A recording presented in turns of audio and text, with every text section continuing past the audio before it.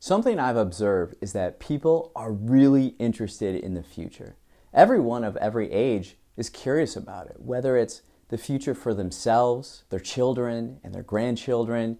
And from what I've sensed, people are a little anxious about the direction of the country. It feels uncertain to many. The future, though, is not mysterious. History repeats itself over and over. And so while we as individuals are unique and our specific situation in human history is unique, the cycle that we're experiencing is not. This is the American history book, Generations. It was written in 1991. And so two historians, Neil Howe and William Strauss, they look at American history through the lens of generational theory and psychology. So let's take a look at the prologue. This was written in 1991, okay? No one, for example, can foretell the specific emergency that will confront America during what we will call the crisis of 2020.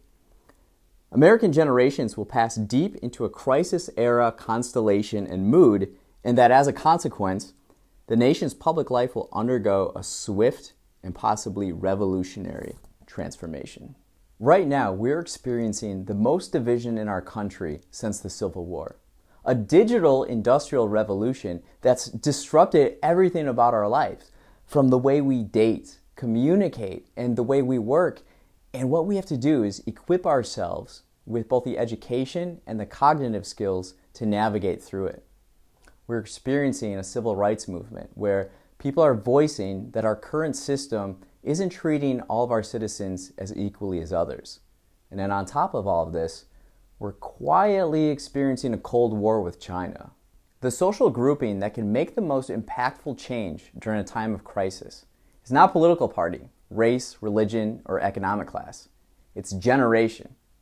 Right now, the future is in the hands of millennials and Gen Z. We have to work together to create a society that can thrive in the 21st century, but also set up the 22nd century. We're at a crossroads and our window of opportunity is very small. So after giving an overview of the book Generations and describing the 4 generational personality types that show up again and again and again throughout American history, I'll discuss the 3 steps we need to take both individually and collectively to live a fearless future.